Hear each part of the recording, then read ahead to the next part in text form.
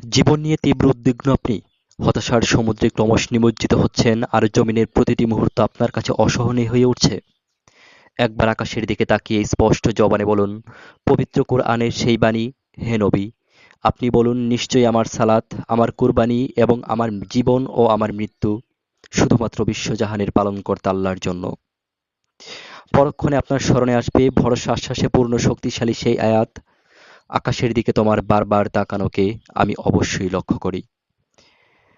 এবং তখনই আপনি অনেকাংশে চিন্তামুক্ত হবেন। আপনার মননে আল্লাহর রহমতের শক্তির সঞ্চার হবে ইনশাল্লাহ।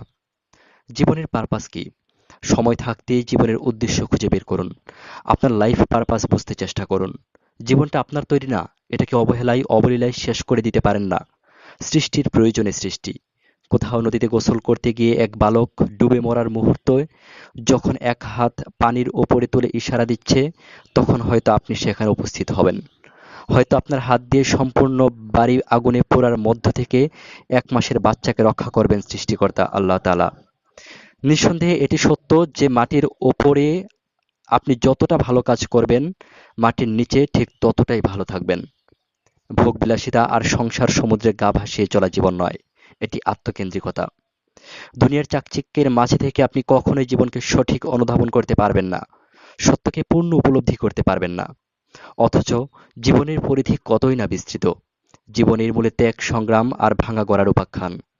স্রোতে গা ভাসিয়ে স্রোতের বিপরীতে চলার অভিপ্রায় ব্যক্ত করা মূলত নিজেকে ধোঁকা দেয়া। নফসের যে শিকলে বাঁধা আমাদের পা, সে শিকল ভাঙার এখনো কি সময় হয়নি? রবের পথে ফেরার সময় কি এখনো তবে হয়নি? বুক ভাঙা কণ্ঠে কাতর হয়ে তাহাজ্জুদে ব্যথিত বান্দার চোখের পানিতে জায়নামাজ ভিজে যায় আর বলতে থাকে, হে আল্লাহ, আমাকে শান্তি দিন, আমাকে আপনার করে নিন, আমি আপনার হয়ে গেছি। যখন তাহাজ্জুদের জায়নামাজে কেউ এ কথাগুলো বলে, তখন সে কথাগুলো শুধু স্বরতন্ত্র থেকে উচ্চারিত হয় না, অন্তরের তীব্র আকুতির এ বহিঃপ্রকাশ ব্যক্তির হৃদয় থেকে অসীমে পৌঁছে যায়। যেন তৃষ্ণার্ত এক পথিক পথ হারিয়ে যাত্রা করছে অসীমের পথে।